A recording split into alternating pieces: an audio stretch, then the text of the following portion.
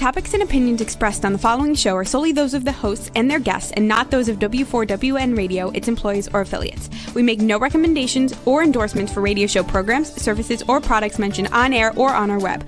No liability, explicit or implied, shall be extended to W4WN Radio, its employees, or affiliates. Any questions or comments should be directed to those show hosts. Thank you for choosing W4WN Radio.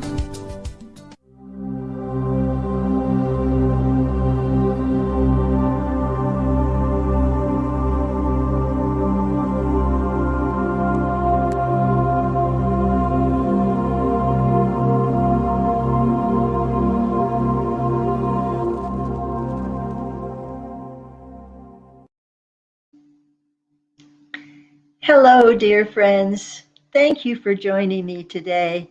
Thank you for supporting me by subscribing and telling others about Raphael coming through this old lady.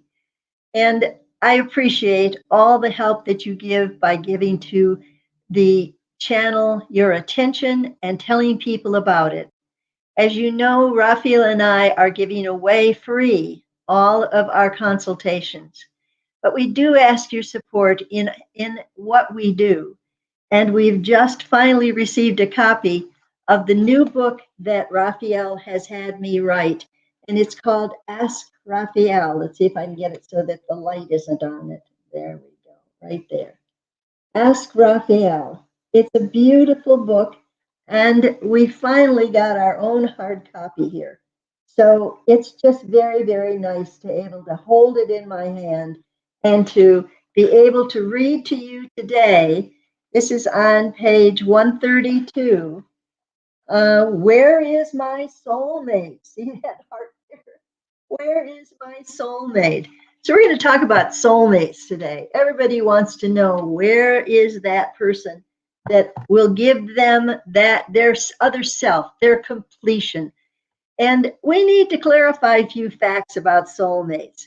First of all, let's read what Raphael says. I think it's better to take it from him and from Betty Ray. Now, remember, this book is a channeled piece, and that means that I was in a deep trance state when I took this down dictation from Raphael, so that he would give me an answer, I would ask the question, and then he'd give me an answer. So that's what it's all about, a conversation between Raphael and Betty Ray. Now, again, Betty Ray is just a channel. I'm like the telephone. When you come, to get a reading from Raphael, I simply go into that trance state and become the telephone between you and Raphael. You ask your questions, and Raphael answers them through me. So don't hesitate to give us a jingle at our email at angelbettyray@gmail.com. angelbettyray@gmail.com. We're a little behind. We've got people waiting to get readings, but we'll get to you as quickly as we can. And so, where is my soulmate? This is the question we are asked most often when people come to us for a consultation.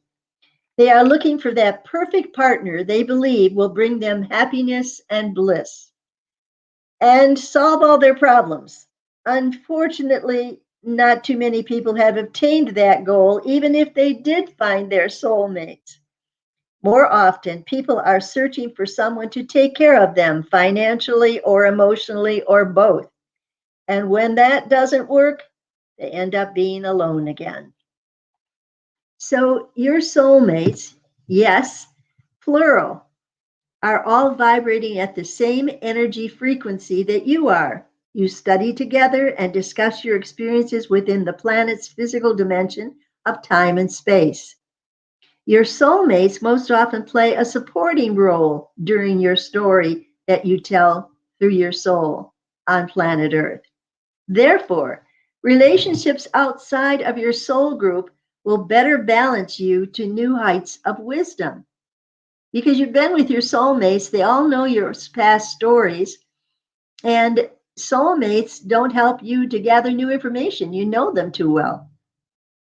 So, when souls separate themselves from the oneness of God by incarnating within the physical dimension, They experience loneliness. They feel stuck within the elements of time and space. Don't we all know that? This drives them to find a companion, a soulmate, when they are really searching for God to complete them. We have said that you are one with God only when you truly believe this and can feel it throughout your entire body can you become completely whole again. No human partner can give you that feeling of completion. So your soulmate is God, is what I'm kind of getting from that paragraph. But let's read on. Your true soulmate rarely partners with you since you live with them in the soul realm. While there, you do not have to deal with the human emotions of physical love, anger, frustration, or hate. You are more like classmates for the purpose of seeking knowledge. Your soulmates simply know you too well, and therefore they would not be a challenge for you or for them to couple with you in a love relationship within the physical world. Although soulmates can, of course, be attracted to one another. The purpose for the soul's incarnation is always the seeking of new knowledge in the art of manifesting within the physical dimension, and in so doing, become one again with God. Wow. Unaware of this, human individuals continue to search for that perfect mate, not realizing that they are really searching to create a balance in the male-female, positive-negative aspect within themselves. They may seek to find this in another, I think I've gotten too big, in another person, but they cannot until they reconnect with their soul and with God as their one mate, the creator of all that is. Now, there's such things as mission mates that Raphael wanted to bring forth in this chapter. He says, wait a minute now. Okay. What may seem to be a love relationship could also be a mission mate whose intense interest in a goal or a mission will bring people together. Their passion for the vision may create a physical attraction, leading to sexual commitment to one another. Because of a project they had agreed to work on together before the life began, they may give more power to it being a soul partnership than it really is. This like-mindedness can lead to an intimate relationship, but more because of the project than the mate for life purpose. When the project is completed, the intimacy of the relationship can dwindle and the people may go separate ways. Those are mission mates. Now, he goes on to talk about the 5 criteria for a compatible love relationship. Most humans put the exploration of physical compatibility first when it needs to be last. In other words, they jump into bed because they've been attracted to one another physically, and that attraction leads them to experiment with their physical bodies joined together. But going on, the book says, notice how all the internet matchmaking companies first show a picture of the person, making physical appearance the first criteria and choosing someone for a relationship. They may have a long list of personality characteristics for you to complete, but that photo can be the door to unlock your potential mate. And if you are not beautiful, well, it could slam the door tightly shut. It has motivated some people to either refuse to show a picture or to put someone else's picture in their place. Observe the millions of dollars spent on commercials that stress physical beauty. They suggest that long lashes will lure your soulmate. Diet commercials suggest how fast you can lose that fat, suggesting you can never find a soulmate unless you do. We say to you, dear reader, your physical appearance, while important to you, is simply not the most important part in a relationship. Ray had a client who was close to being obese, and yet she outlived 3 husbands saying the last was the best. Her generous heart, pleasing personality, intellectual wit, and humor outshone her physical appearance as judged by young souls. Now, intimate relationships are the highway to God. That's in bold letters there. Intimate relationships are the highway to God. While all relationships offer a peek at God, intimate relationships open the door to emotions. Okay. Otherwise not explored. Let me read that again because I was interrupted by a note. While all relationships offer a peek at God, intimate relationships open the door to emotions otherwise not explored. And again, we emphasize how your emotions are at the core of everything you manifest in your physical dimension. When you explore a physical relationship leading to childbearing and raising children, you will find your true understanding of the values you hold and wish to share with another close to you.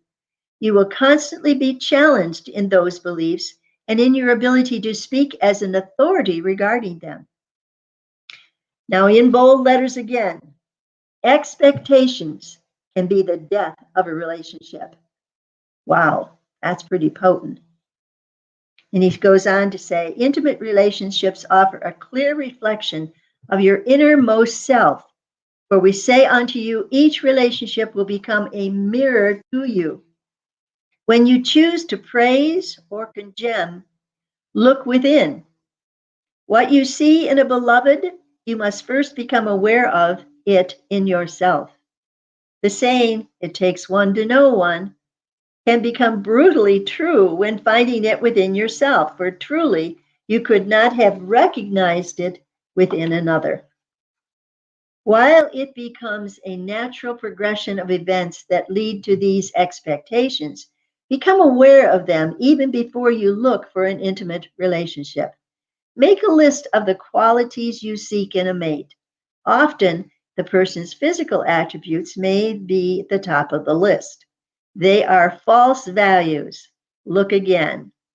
We suggest you study our 5 criteria below in creating a happy union, and then make it your list of what you seek in a mate.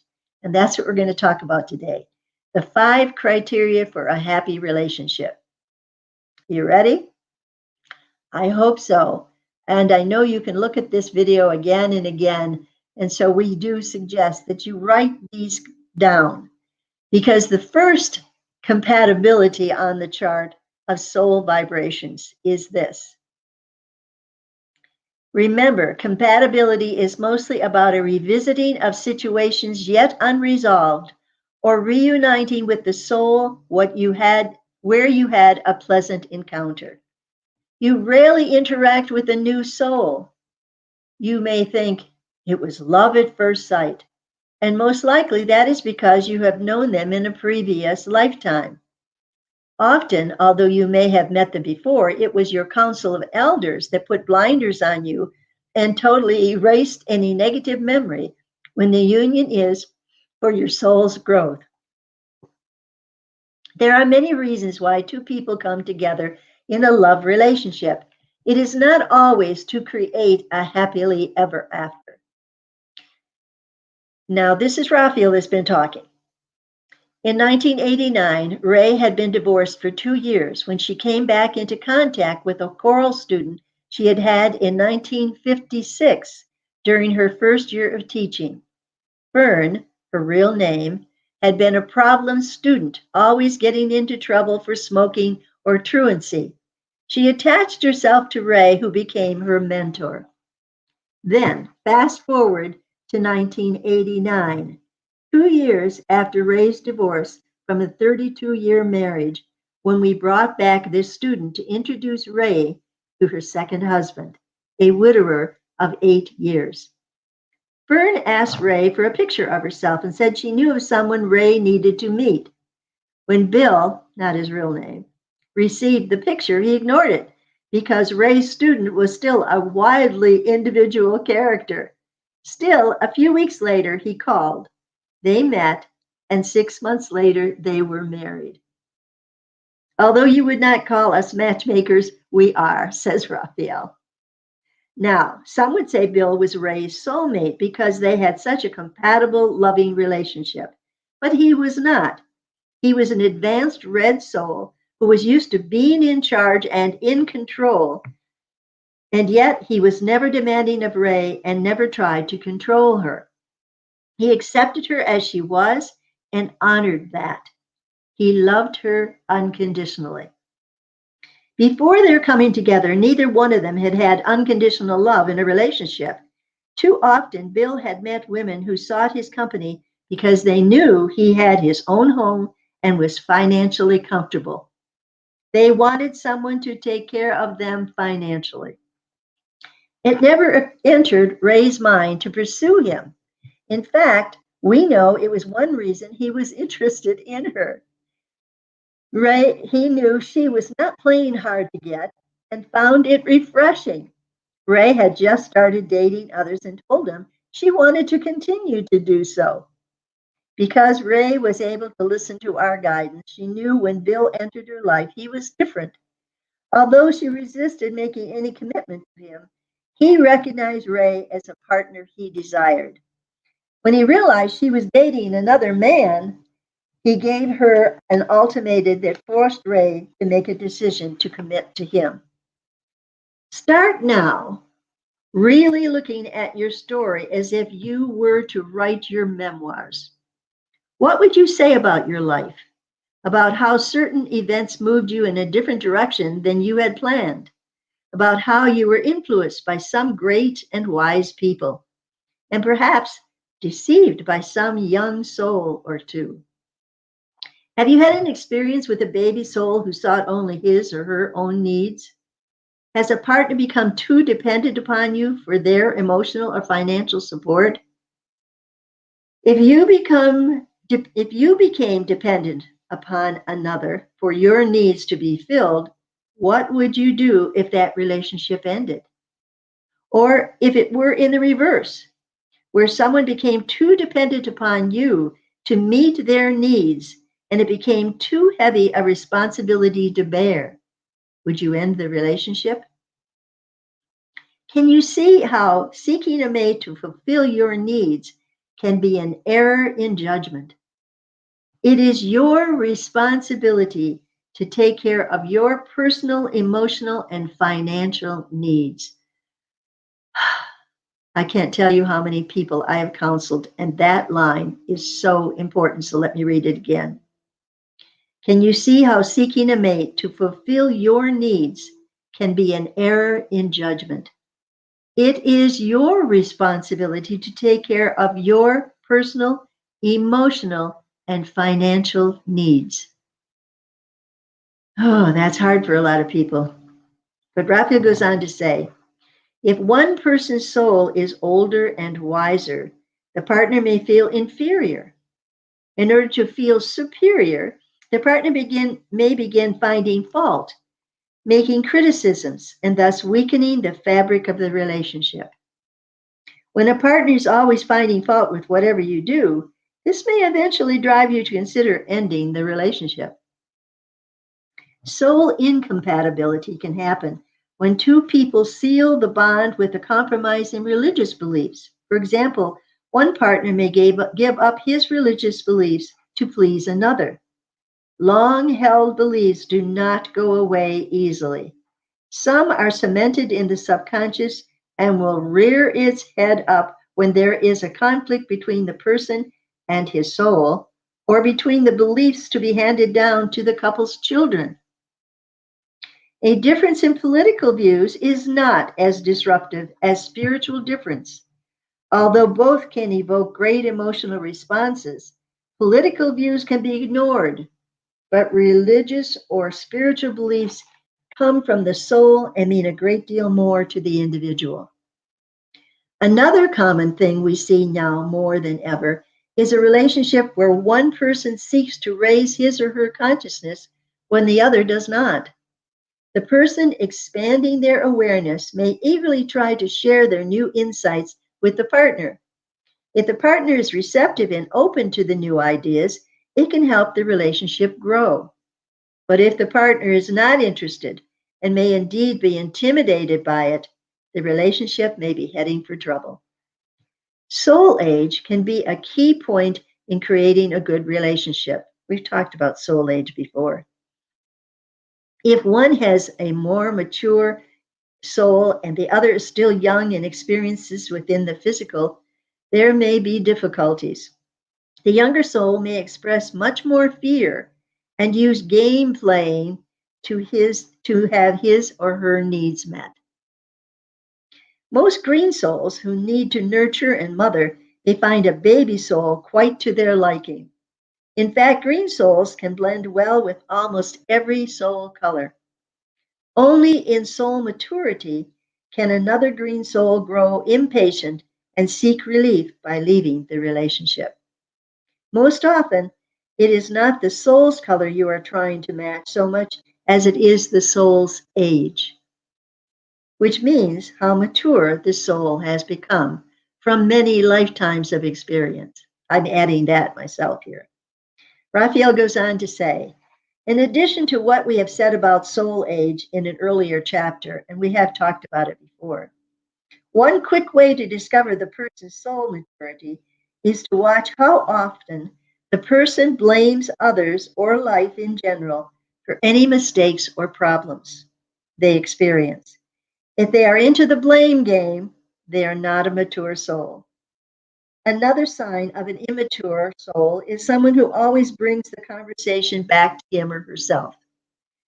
We discuss these games in a greater detail in the next chapter. So we gotta put this book up again, do ask you to go to Amazon.com and ask for this book. This is how you can support us in this channel in delivering this wonderful Archangel's wisdom to others. So if you are reading this book, which we are, you are not a beginning soul, dear one. This is Raphael still talking. Beginner souls will be attracted to you. If you choose a partner who is seeking your wisdom and truth, you may find it a compatible relationship.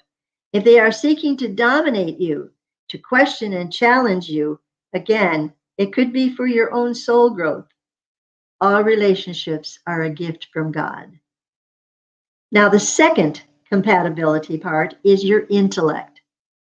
Intellectual compatibility can be easily misunderstood. Intelligence does not necessarily equate with college degrees.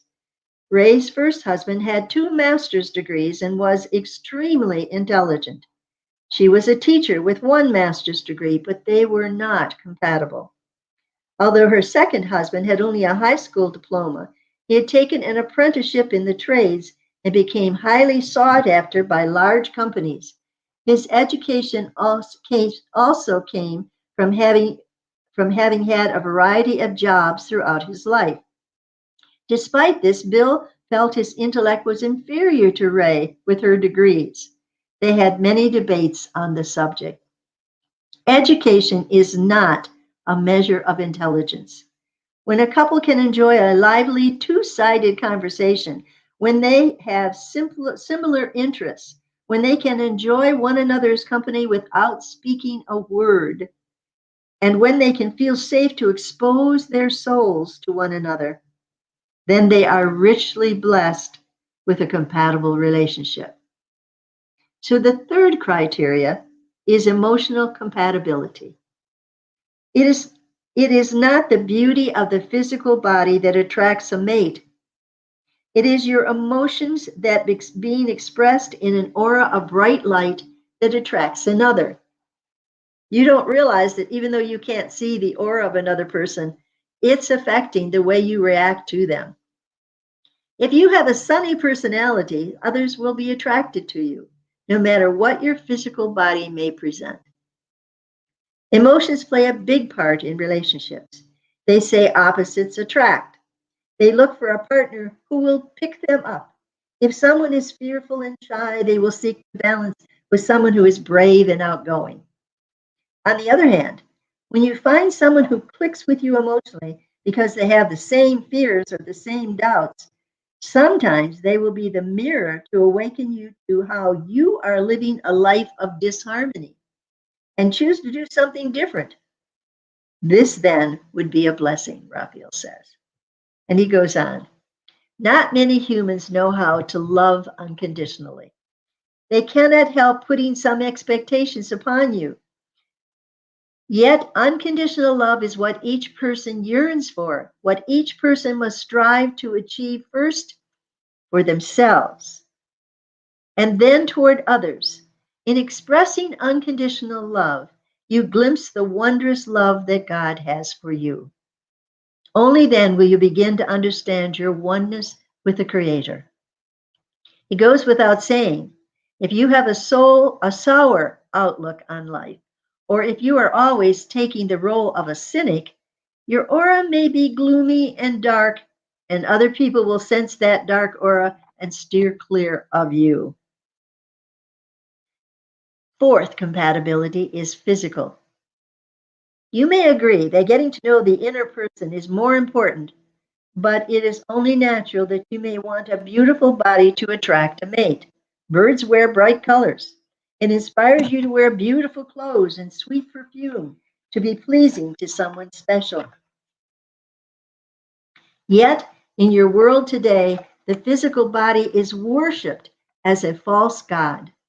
Although it is merely a costume the soul wears for the brief run of their drama on earth, it can become an obsession and trap slowly down spiritual growth. Indeed, to take good care of the body, feed and water it carefully, enhance it with endowments, but do not worship it. Unfortunately, the focus of attention on your physical body is what you have been taught to do.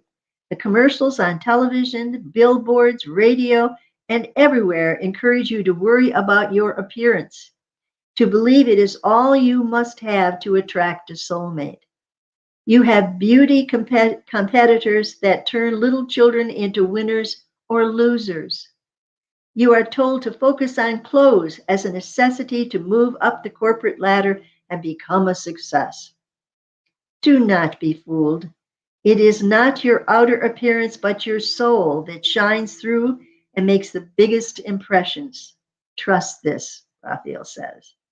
Your world reveres life in the physical above its soul because most souls on your planet are either beginner or intermediate souls. They are more concerned about gaining as much pleasure and success as possible before they die.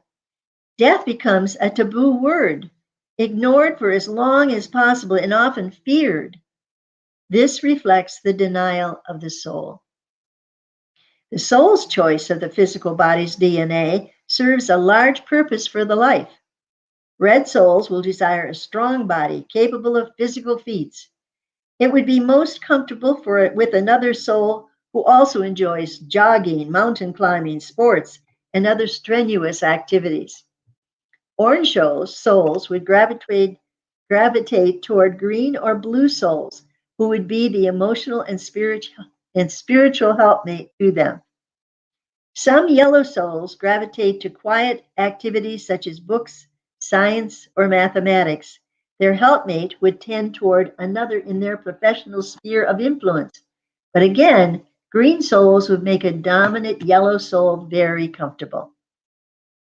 A blue soul is more inactive physically, enjoying creative activities that do not require use of the physical body. They would gravitate to other blue souls who like to read, converse, write, or are active in the arts. Red souls who enjoy music and the arts would also make good companions for blue souls. Again, green souls can bridge the gap for any other soul color and be a compatible companion. Indigo souls would seek another indigo that can see the bigger picture while also thinking out of the box. Intelligence would also be large criteria for compatibility. They would be most comfortable with an old red soul or a yellow soul whose work would make them a helpmate. A violet soul needs a green soul to be their mate in their desire to save souls. It needs someone who is of like mind spiritually as well as attractive physically as they may have a very public life.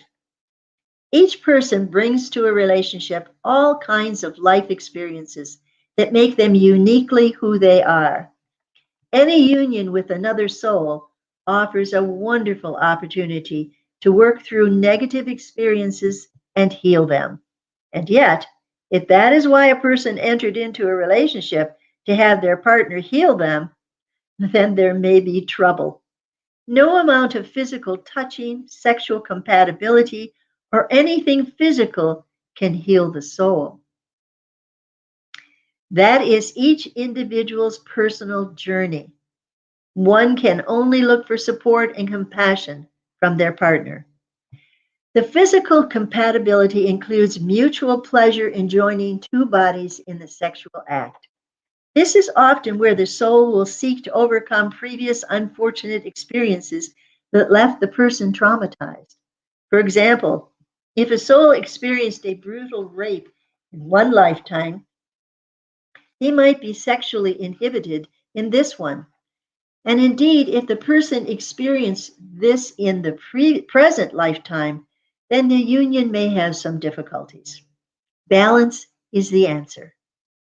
Through a soul's many lifetimes of experiencing all kinds of relationship, it will raise its consciousness and speed the soul's growth in gaining wisdom and divine knowledge. 5. Intimacy and trust. This last gauge of a thriving relationship is likely the most important.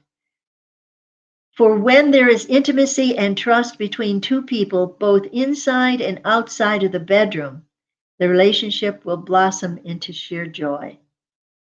That trust is built over time in the courtship period. It needs to be nourished after the commitment has been made. The trust is nourished by sharing the silly things you do, by being able to laugh at yourself with your mate and know it will not be used against you later. LGBTQ relationships. Listen up. Raphael says, you have heard us say over and over that there is never any judgment from God or from the angels regarding the soul's experimentation within a physical dimension. Let me read that again. You have heard us say over and over that there is never any judgment from God or from the angels regarding a soul's experimentation within a physical dimension. The divine plan for each soul's life is masterfully unfolding each moment. The intimacy of knowing the soul with such gentle patience and love can only bring goodness and joy for the individual. The need for a mate will awaken within the soul a drive to find its complement regardless of sexual orientation. When souls meet, it is the heart that cements the relationship, not the sexual drive. It is often a previous life recognition that sees the soul rather than the physical person. Same-sex relationships are a natural order of things when past life love returns. The attraction is instant. They become blind to the physical person being of the same sex. Usually, one of the same-sex partners will play the male dominant role while the other will play the supporting role. This again can echo their previous lifetime together when they were in male and female bodies. Again, we say, when you raise your consciousness high above the earthly perspective and see from the soul's experience of having played both sexes more than once, then perhaps you can see more clearly why God does not judge.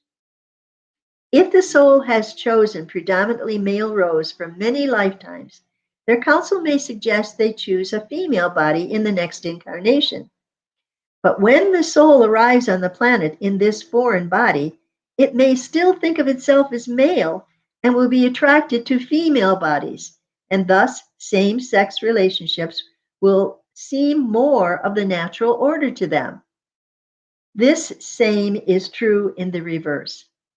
If a soul has predominantly female in the past several lifetimes and finds itself in a male body, it most likely will be attracted to other male bodies.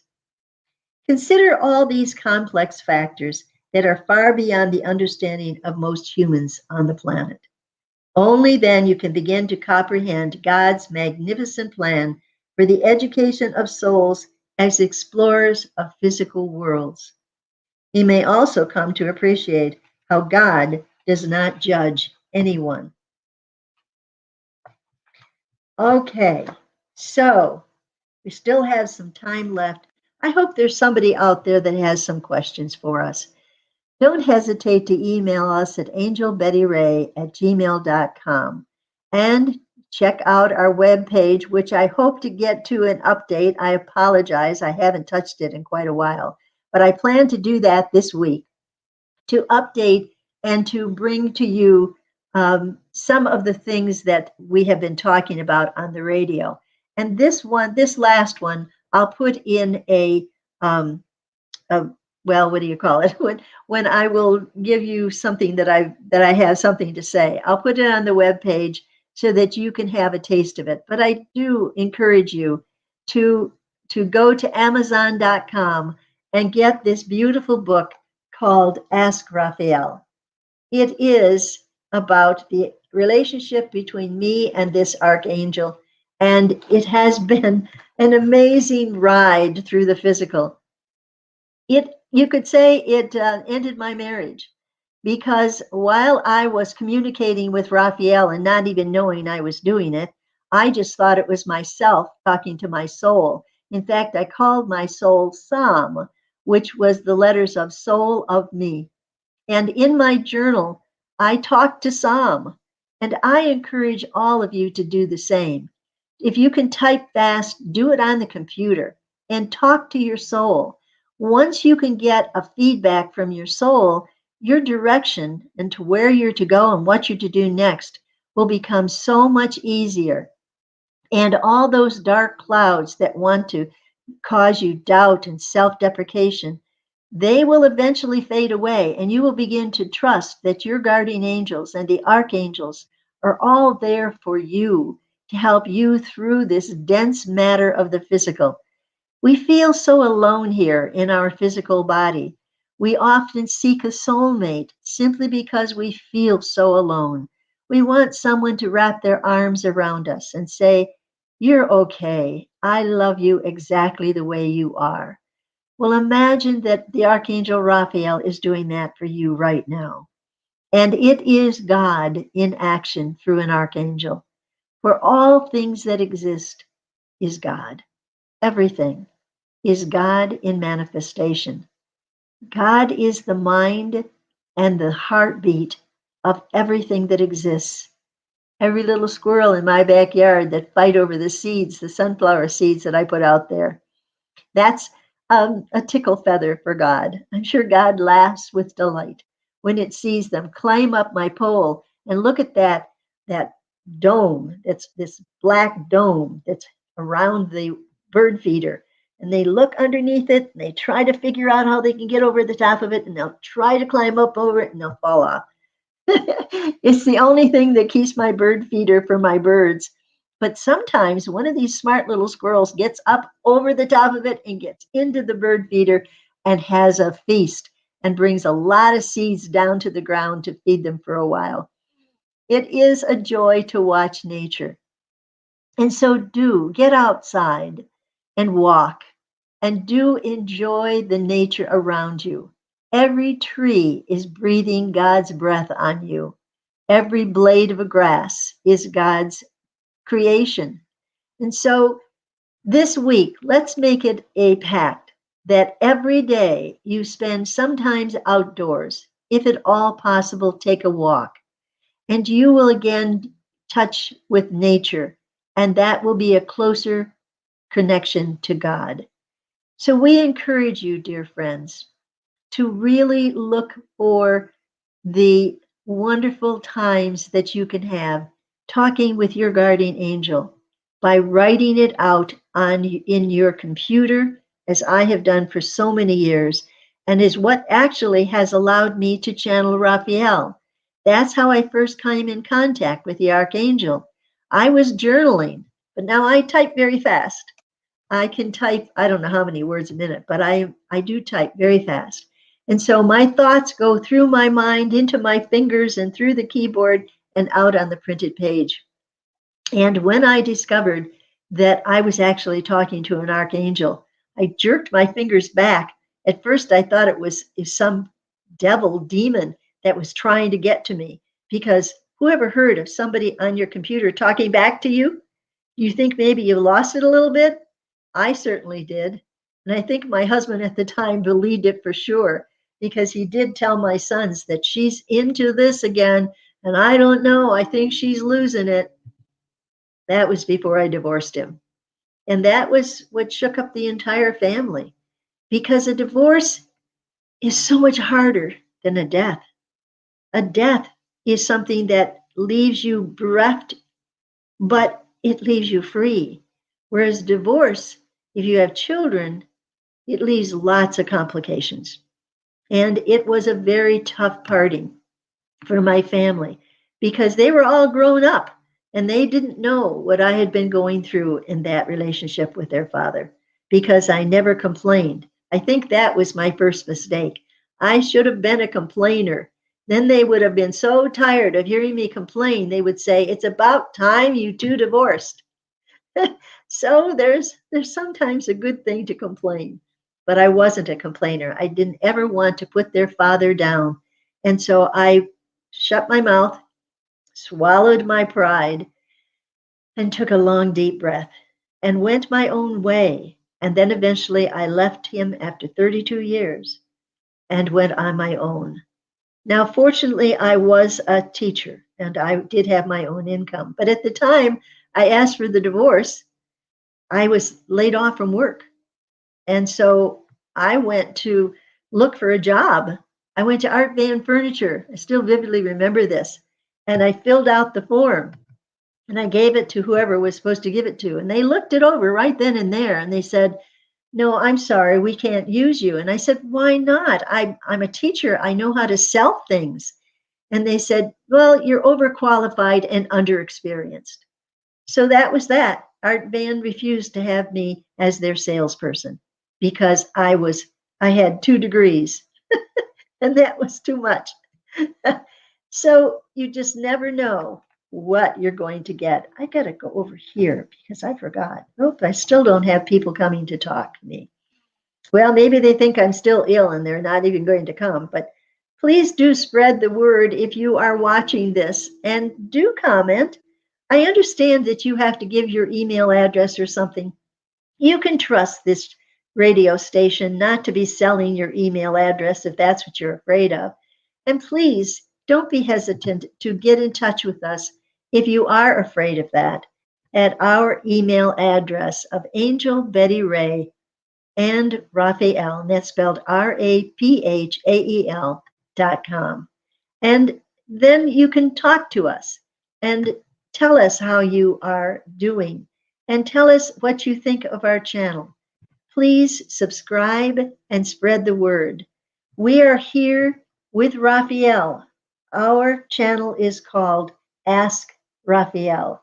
And this beautiful picture of an angel is available on Amazon.com, Ask Raphael, and /Betty Ray. We really hope that you take the time to buy this book, because that supports our work. That helps us to continue to buy the computer supplies and to buy the books so that we can sell them to you. And if you are interested, you can email us. And if you would like to purchase a book that we have signed for you, we can do that and ship it to you. The book is listed at $14.44, I believe, is what it is down here. Well, that's what I believe it is, $14.44. It's not showing it on here. But we will sign it for you and send it to you so that you can get it on Amazon, but you can get a signed book from us. So don't hesitate to email us at angelbettyray@gmail.com and ask for a signed copy of this beautiful book, Ask Raphael. And what we've read to you today is just one glimpse of Raphael's beautiful wisdom that he has shared through me to all of you. We hope again that you will always be free to email us and ask for a free consultation with the Archangel. Now, we are starting up a meditation center in my home in here in Florida.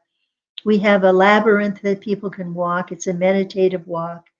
We have, I called it a medicine wheel, but my new partner, who is going to be with me soon, has said it's not truly a medicine wheel until it's been blessed by a shaman.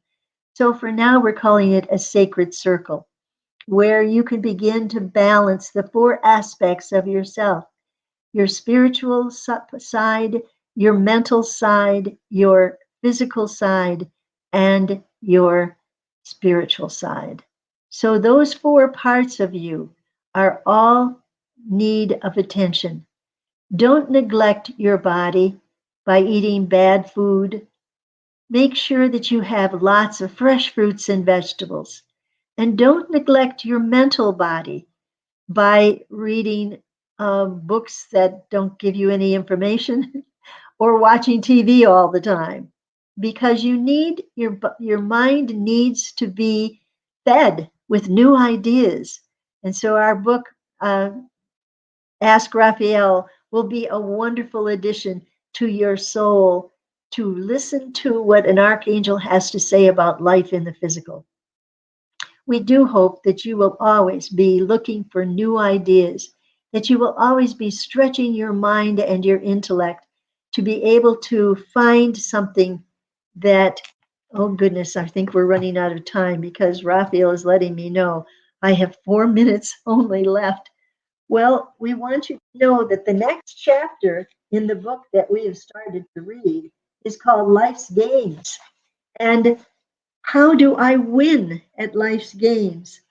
And so we've made a game of it by telling you the blame game is the first one we talk about.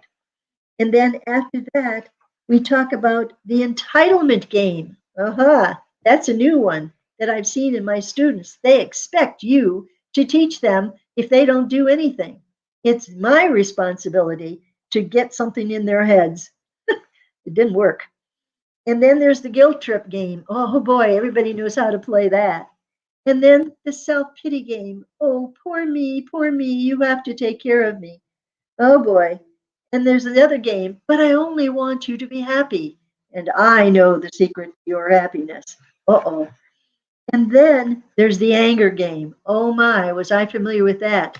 There are so many people that are hung up with anger because they don't know how to control their emotions. And so they blame everybody else. Those two games come together, the anger game and the blame game. If you didn't do this, then I wouldn't have done that, and that wouldn't have happened. Whoa, talk about a guilt trip and the anger game, both in one. How Raphael gives a solution to all of these games. And then there's the money game. Whoever holds the purse strings is in charge. Oh boy. And then there's the sexual manipulation game. If you don't do what I want, I won't love you. Oh boy. And then I call the energy vampire game. I have people that have come to me that want to talk. They just want to talk. They want somebody to listen to them. And they talk and talk and talk and talk and talk and talk till I feel like I'm going to lose my mind. And I have had to learn certain techniques to invite them to the door and out. So this book is giving you so many things. Here's one that is chapter 14. How do I hear my guardian angel? Look at that lovely picture of someone who feels so alone, and yet there's their angel hovering right beside them. It will only lift their heads and look up instead of down, look out instead of within. They will find joy. And joy is what all of us are seeking, dear ones. We are all looking for what will make us happy. And would you believe loving yourself unconditionally is not selfishness? It is honoring God within you, the God that created you to be exactly who you are. No one else can do what you can do, dear ones. We are all done. I'm sorry. Please don't hesitate to email us at angelbettyray@gmail.com. And we will be back again next week. Make sure you put us on the calendar and do have a great week. May the angels surround you, behind you, beside you, and may you always have a smile on your face. Until next time, namaste.